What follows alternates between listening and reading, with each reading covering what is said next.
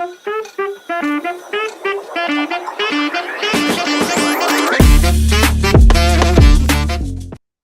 friends, welcome back to Hopeful and Wholesome. We are on episode 3 of my series about untangling the worthy equation and really breaking free from that hustle and into ease and flow with your health and success and business and all the things. And in this episode, I want to talk about overgiving and how to stop overgiving and start receiving and breaking that cycle. And if this isn't the title itself isn't resonant, just give me a minute because I'm pretty sure you'll be able to relate. So if you've ever been the one who's always holding everything together in your home, in your business, in your relationships, you find it hard to ask for help or to receive support, even when you feel like you're at your wit's end and you're overwhelmed and you have anxiety and all the things, this episode is for you. We're going to talk about why overgiving is keeping you stuck in exhaustion, why it's keeping you depleted, why it's causing your chronic health issues. And again, if you still don't think you're an overgiver, just keep listening because I'm pretty sure this is talking to you. This is going to speak to you because I would say the majority of women are overgivers, even if we think we're not overgiving. And even if, because I think a lot of times women think they have to consciously feel like they're overgiving and it's from like a conscious place, but that's really, I would dare say that's majority of the time not the case. It's not always a conscious thing. So let's start talking first about the root of this, the root of the overgiving, why we always put other people first. And I think a lot of this we know the answer to, but I want to dive into it anyway. Most women, especially high achieving women and entrepreneurs, have been conditioned to give more than we receive. Why? Well, from early childhood, many of us were taught that our worth is tied to, remember we talked about that good girl syndrome in the first episode of this series, being that good girl who helps other people before herself, and it requires sacrificing herself to help other people, right? That's being the good girl, being the caretaker, the nurturer, the problem solver, right? We are conditioned to be the caretakers and the nurturers. And I'm not saying there's anything inherently wrong with that, but the way that we've been conditioned to take on that role is we have to sacrifice ourselves in order to do that. And it's also this conditioning around avoiding being seen as selfish for prioritizing our own needs. And this is a generational thing that's been programmed within us that taking care of ourselves is selfish. And there's research that backs this up. Women are socialized from a young age to be caregivers, prioritizing the needs of others above their own. And studies show that women are more likely than men to engage in, I have this from a study, quote, unmitigated communion, which is a phrase that describes the excessive focus on others at the expense of the self. And studies are showing that women are much more likely to do that than men because of society, right? It's how we've been conditioned. It's what we've been programmed with. And because of this conditioning, we learn to pour into other people at the expense of ourselves. We give, give, give, give, give, give, give.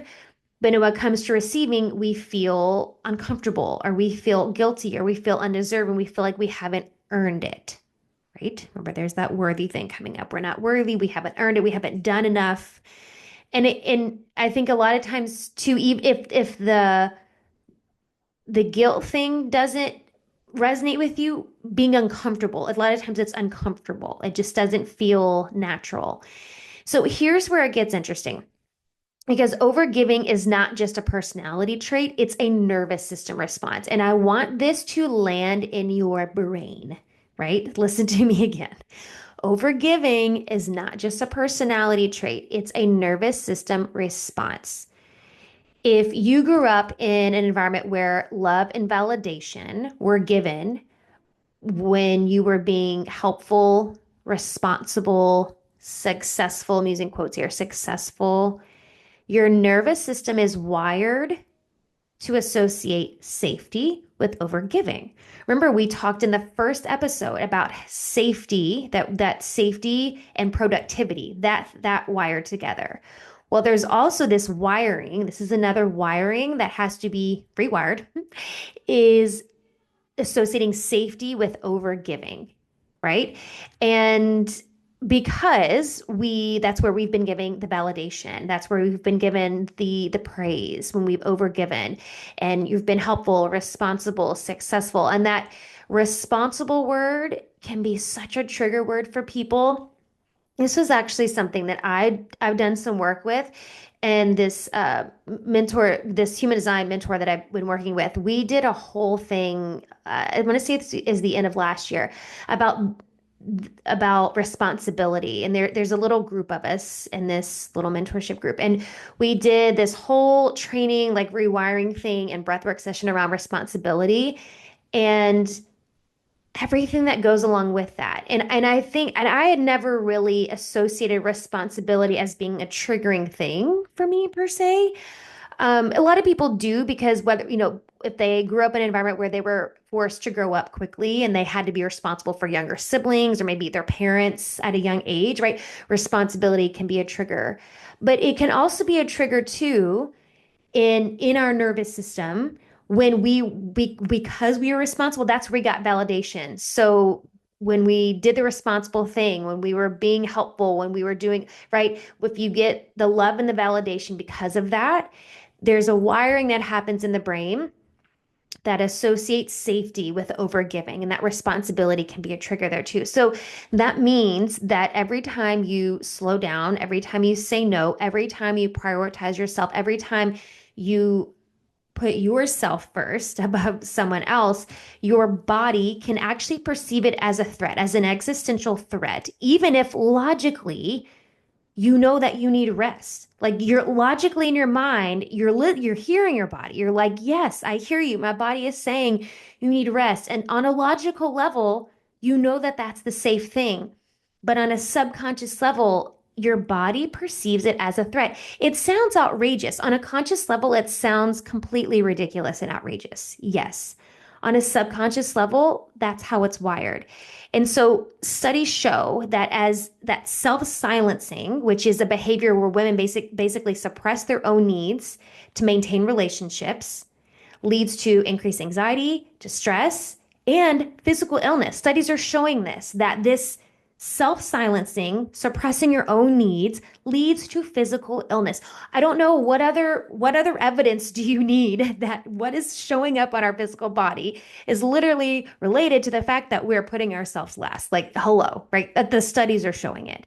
So the result of this, chronic stress, hormonal imbalances, digestive issues, anxiety, brain fog, all the things, all because your body has been wired to believe that safety equals constantly giving, constantly sacrificing yourself, constantly overgiving, and putting yourself last.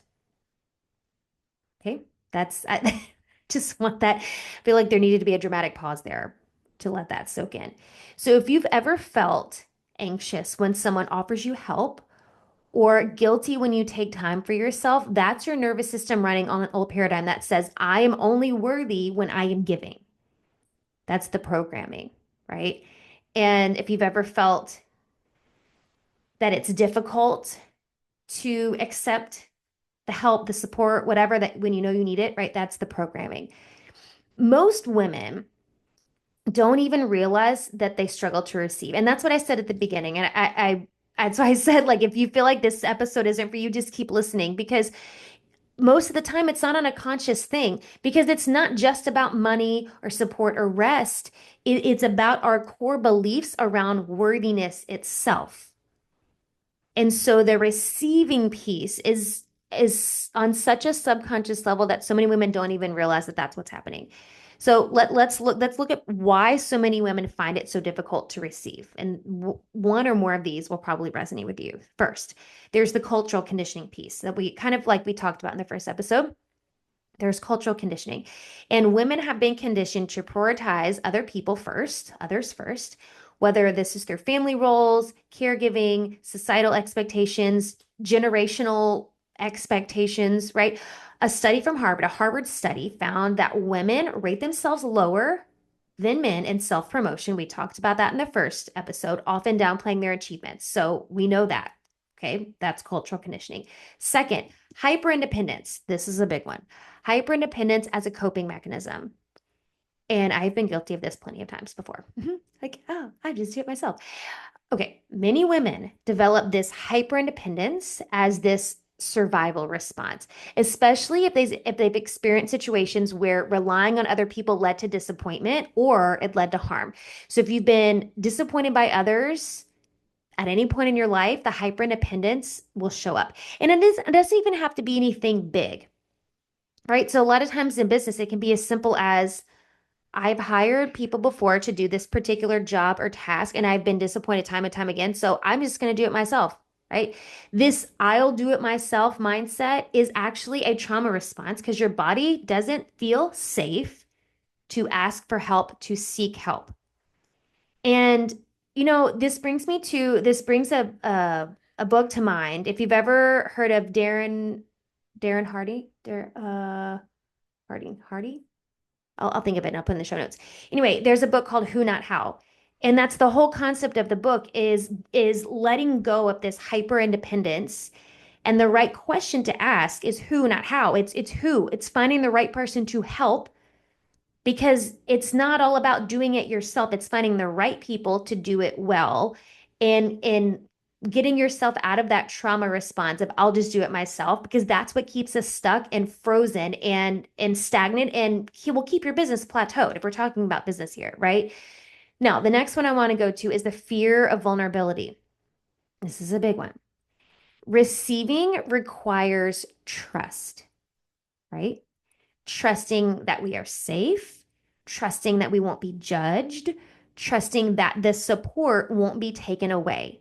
But many women equate receiving with weakness, making it emotionally uncomfortable to help, to allow it in.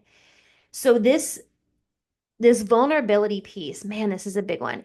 And there's Brene Brown has, I mentioned her before. She studies shame. And so she has a whole like talk, many talks actually about vulnerability and how this vulnerability piece is so linked to shame and requires so much work around shame to let go. Because it does. The fact is, in order to receive, there does have to be a trust on the other side.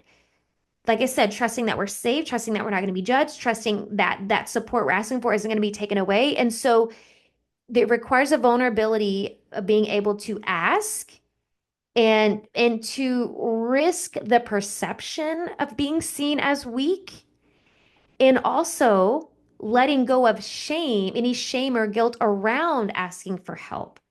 And this fear of vulnerability and this hyper independence piece are so tightly linked because this fear of vulnerability will cause you to be hyper independent.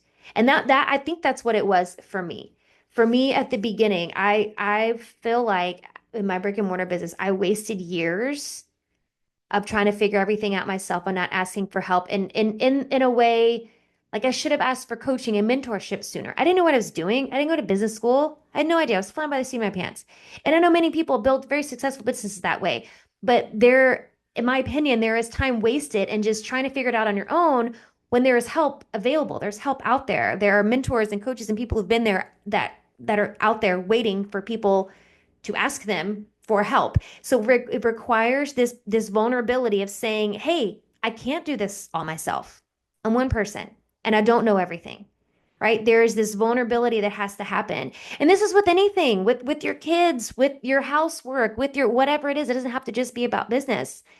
There's a vulnerability that's required that can be really hard for women because the other thing is, we talked about in the first episode of the series, is there's this perception that many women feel like they have to live up to, that they have to be able to do it all well, and look really hot while they do it.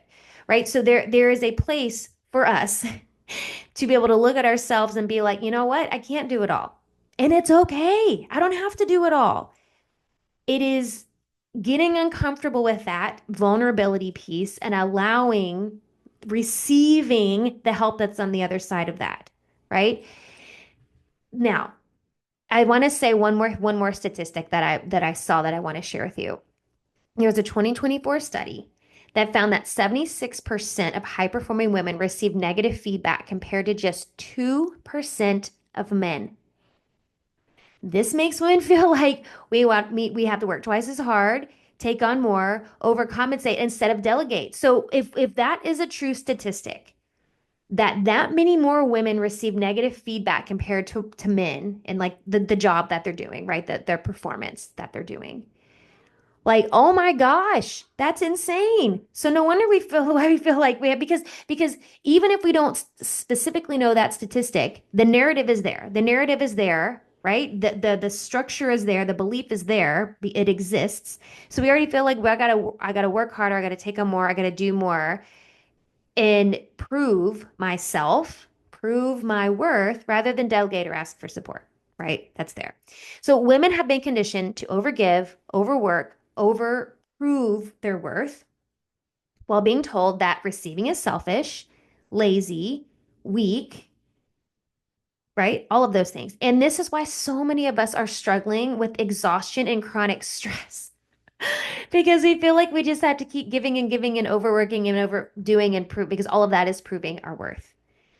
Your body is always communicating with you.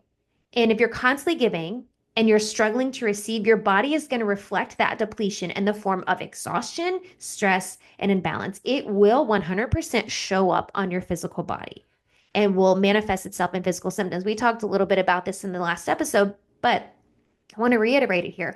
When you're in a constant state of stress or a constant state of overgiving and overdoing and overgiving and overdoing and overachieving, right? This is what happens to your body. First, adrenal fatigue is is somewhat inevitable. I feel like it's inevitable because your body's going to stay in this fight or flight, leading to burnout, leading to hormonal imbalances.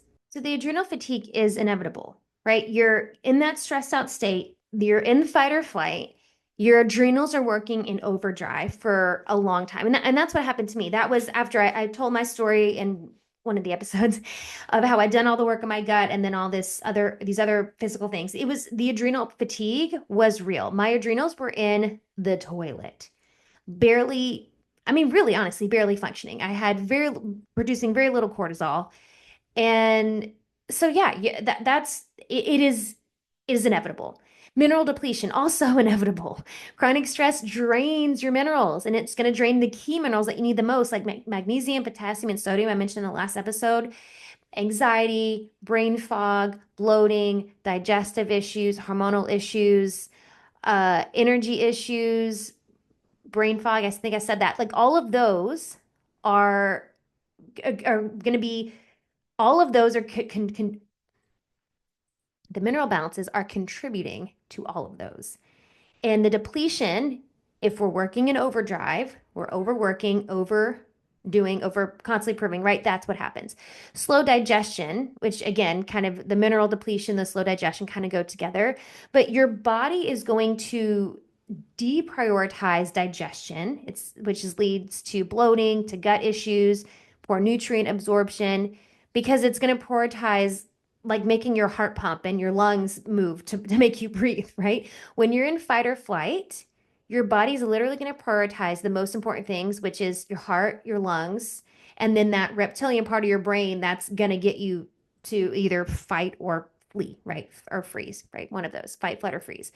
So things like digestion, things like reproduction, things like your immune system, all of those are like bottom of the barrel, bottom of the list here now. There's not a priority. Your body in fight or flight, the opposite of fight or flight is rest and digest, right? Literally rest and your body's not resting or digesting if it's in fight or flight. It is physiologically impossible for that to happen. So digestion is not a priority. And the nervous system dysregulation, of course, your nervous system is dysregulated. So being in this high alert state all the time is going to make it almost impossible to fully relax or feel at ease. So this is what is happening on your physical body. Now, all of this can be caused by simply, and I just say simply because it's an easy state to be in, this overgiving, because it's so natural to us. It's so innate in us. And this is what happens to your physical body. And so we want to say, like, oh, I'm just getting older and my hormones are doing this and that. And no, you have a problem receiving and you're overgiving. You're in this cycle of overgiving and you do not recognize your worth, bottom line. And this happens with so many of my clients. It's happened with me. I've told my story before. So there's a client, and this client that I'm thinking of worked with her a while back for a long time. We actually worked together twice. And she had a very high stress job, and she was dealing with a lot of things. Hormonal things were her main complaint. PCOS, she'd been diagnosed with PCOS, and she didn't have a whole lot of symptoms, but she was also on birth control, so I really feel like it was just masking most of the symptoms. But she wanted to get off her medication, she wanted to get off birth control, and she had tried to get off birth control before, and it was just like a tragic situation. She's like, well, I can't do that again. So she wanted to help heal things, and she'd done diets, she'd done supplements. She was having sleep issues, she was having some bloating, digestive issues, energy issues. Um, and yeah, just overall hormonal imbalances. She had done some diets and supplements, and she was going to a therapist, right? She was taking care of her mental health. And she had some hard relationships. She was coming out of a, I mean, I would consider it a narcissistic relationship. And she had started a new relationship, and they wanted to start a family together. Anxiety was the other thing. That was the other thing. Anxiety was something else that was really big for her.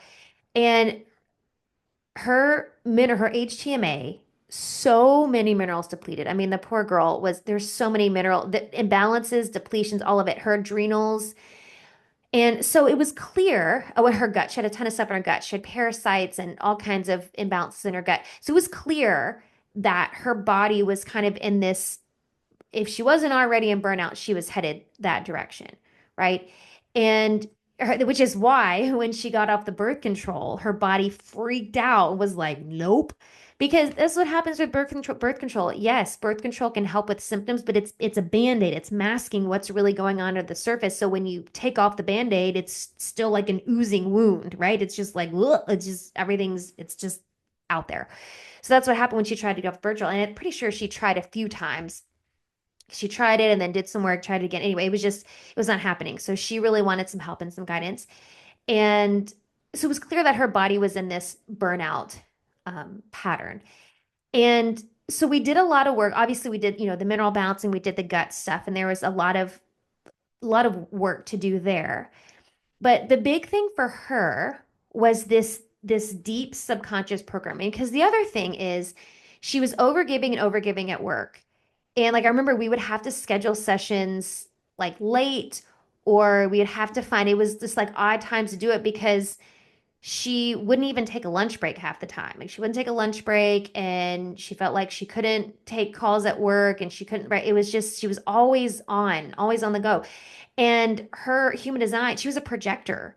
And that is like, oh my gosh, like that is a recipe for disaster in the body if you're a projector operating like that. So the first thing we did was, okay, let's understand your human design. So diving into human design, but really and truly the big piece is that deep subconscious reprogramming about worth and receiving. There was so much, and it came up when we were diving into, actually it was when we were looking at her human design is when this came up, and she really wanted to dive into like her incarnation cross and a couple of things. But the worthiness piece and the receiving piece, oh my gosh, there was so much tied into that. And a lot of it was just conditioning from, family, generations, whatever. But a lot of it too was from her previous relationship and being in, again, what I would say is a narcissistic relationship. She had lost all sense of self-worth because she was in this job. The other piece I left out, she was in this job, but she really, her dream, she had this dream to go out on her own and start her own business. But she felt like she needed to keep proving herself at work because she was always trying to like impress her boss and get the accolades and achieve these things. And she had achievements at work, and that was what she felt like she needed to keep achieving those to prove to who, I don't know, I guess herself, that she could leave and go out on her own and do her own thing. And it was draining her. It was literally draining her. It was draining her body of everything. It was draining her soul. So it was that deep subconscious reprogramming about worth and receiving and recognizing her inherent worth, how to let go of these patterns of all the things that she had her worth tied up into, her achievements, her accomplishments, her productivity, her everything she was doing, she was constantly doing. And I'm not kidding, within weeks, her digestion improved, her hormones, she got off birth control 6 weeks into us working together, got off, had her first normal, amazing period she'd had in years. And like I said, she had tried to get off birth control before and it was just a disaster. So that's the power of, yes, we're seeing what's going on with the labs and seeing what's happening in her body, but it wasn't even that because she'd done stuff before. It wasn't like she'd never tried to do anything with, supplements and nutrition, all that stuff before. It was that deep work accompanied by the other stuff, of course. It's a combination of everything in conjunction with that. It was that deep subconscious reprogramming that really set her body on the trajectory to do what she wanted to do, which was eventually leave her job, create a family, get off birth control, right? And she started doing all those things. Like the birth control thing was such a huge win that gave her the confidence to start doing all the other things that she wanted to do. So you see that it's not just about these focusing on the physical parts of the body, right? There's so much more to it.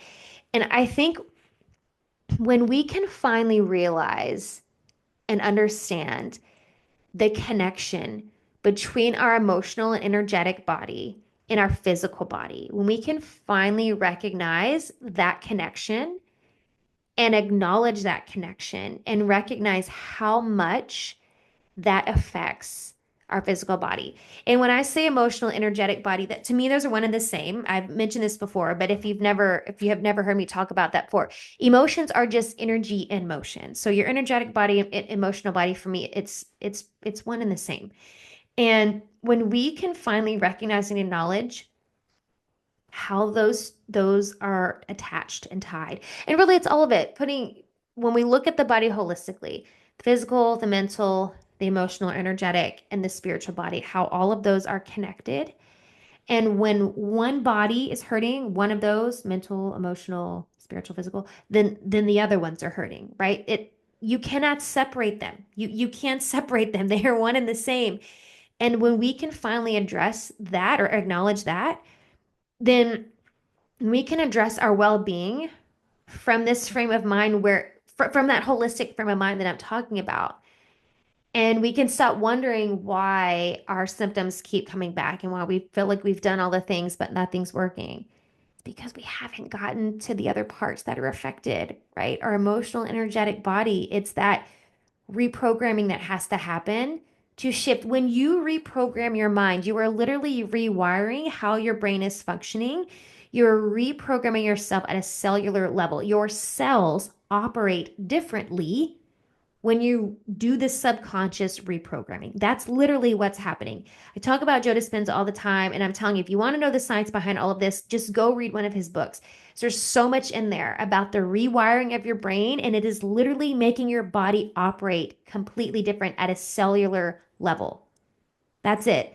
So this isn't woo-woo weird stuff talking about, oh, let's deal with your subconscious brain, your subconscious mind, and your energy and your emotions. Is literally what's running the show. It's what's running your nervous system. It's what's running your physical body. It goes down to that. So that being said, I want to leave you with one little shift today, one little exercise. Then I did a little exercise in the last episode, and I want to leave you with a little somatic work on this episode too. So talking about just on that same topic of receiving. If you feel like, I don't even want to say that. I don't even want to say that. Let me back up. Every woman needs to do this because whether or not you've already done some healing on the receiving stuff, there's always room for improvement. There's always room for more. There's always room to open up to even more receiving. And so this practice is the receiving breath, this receiving breath practice. Again, super quick. You could do this in like 4 to 5 minutes. It doesn't have to be a big, long thing. So if you can sit comfortably, and again, if you're reading or not reading, if you're working or driving or walking or you're not somewhere where you can sit comfortably, then come back and do this later. But if you're somewhere where you can sit comfortably with your hands open, palms facing up, the receiving pose. So maybe you're sitting crisscross, but that receiving, and you know what's crazy? I did a yoga class. This was years and years and years ago, but she was talking about receiving, and we kind of did some breath work with receiving. And she said, the instructor was saying that even sometimes people even have a problem with that position, just sitting with your palms face up and that receiving position. It doesn't even feel safe to do that. It's crazy, right? Your body doesn't even feel safe to be in a position to receive. So, first off the bat, if you're struggling, if you feel resistance just sitting with palms facing up, that's first clue that we need to do some work with receiving, right? But that's where we're sitting. So, we're sitting in a comfortable position with your palms facing up.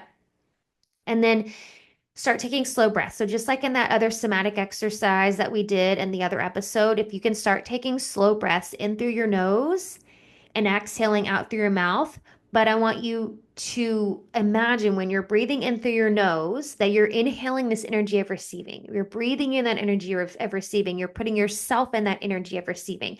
So receive, inhale to receive, hold your breath for 3 seconds at the top, and then feel into any resistance or discomfort around receiving.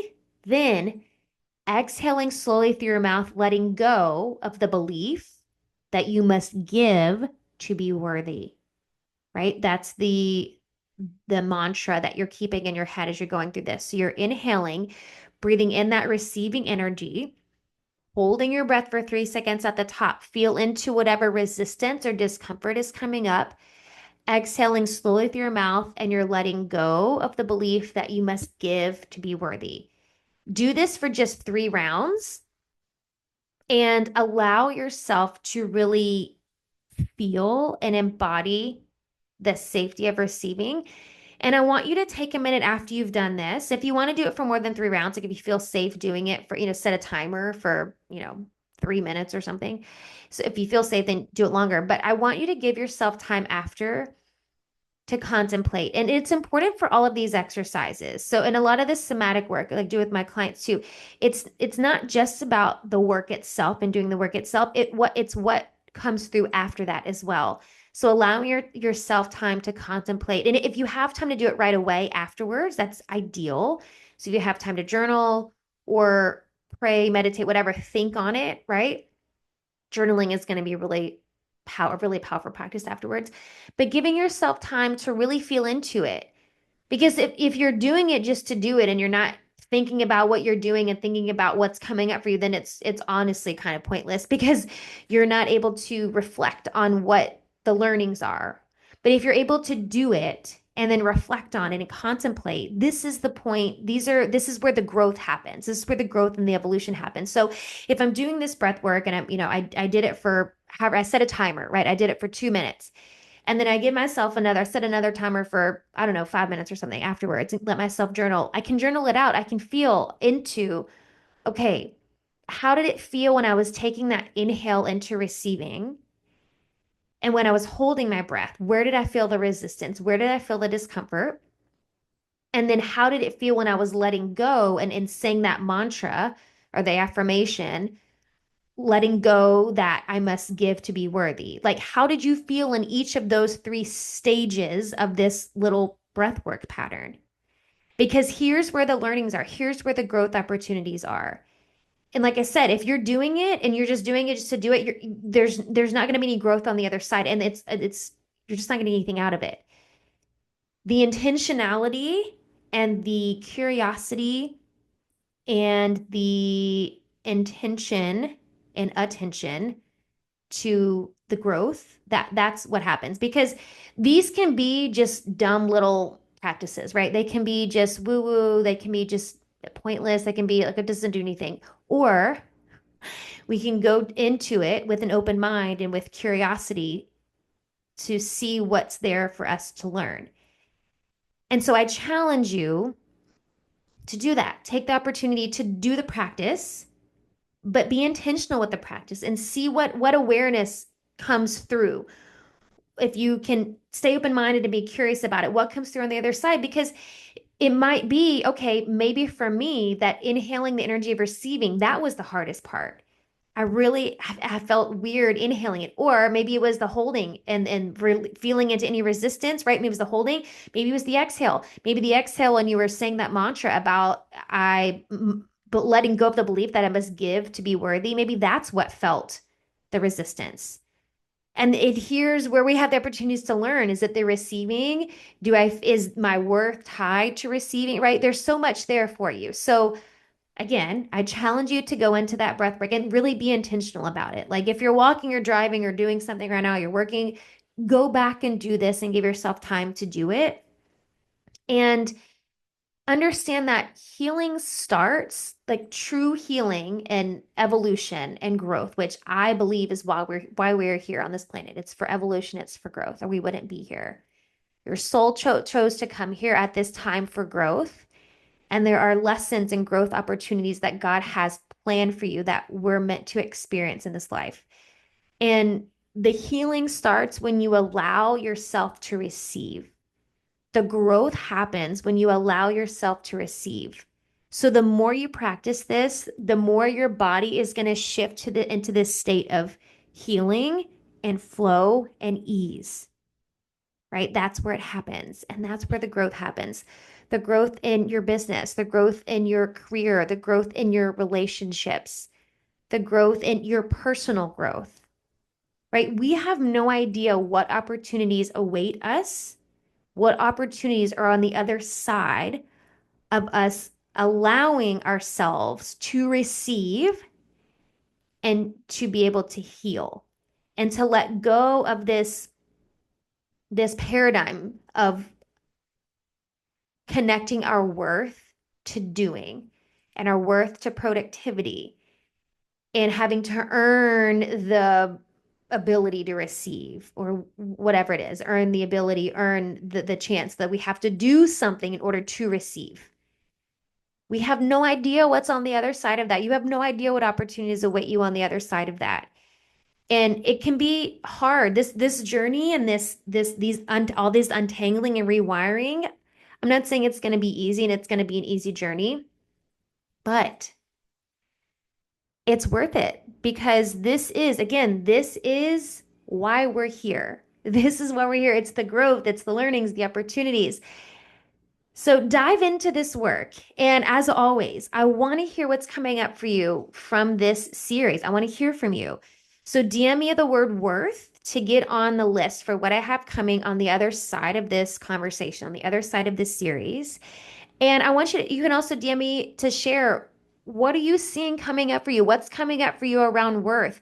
Where are you seeing your sticky parts? Is it the overgiving like we talked about? The overgiving, is that a thing? Are you having trouble with boundaries? How are you seeing this show up in your health journey? How are you seeing this show up in your physical body?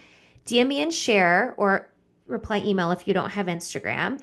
And same, if you want to get on the list for what's coming next, DM me worth or email me. You can just email me the word worth. You don't even have to send me. You don't have to say hello or anything. Just email me the word worth. If you're emailing me, so I can put you on the list. And just know that if you are ready right now to break this pattern, if you're ready right now to heal your body on a functional, energetic, subconscious level, I have the tools for you. I have the support ready for you. I have limited spots opening up for my one-on-one energy reset sessions, and I'll talk more about these I'll talk even more about these in the last couple episodes, but if you're ready now, I don't want you to have to wait. So if you're ready now, we're going to go deep into your health, your work patterns, all your patterns, and your body's unique healing blueprint. So you can DM me reset or email me reset, just the word reset, and I'll send you the details now. So no need to wait. If you're ready to go now, then let's go. If you want to get dibs on what's coming next, DM me or email me the word worth. And I have 2 more episodes linked to this conversation that I'm really excited to bring you. And we're going to dive even deeper into untangling this worthiness piece and how to shift into this new paradigm where we're not attaching our worth and we can let go of all of these things in the physical body because we're stepping into new paradigm. So I'll see you in the next episode.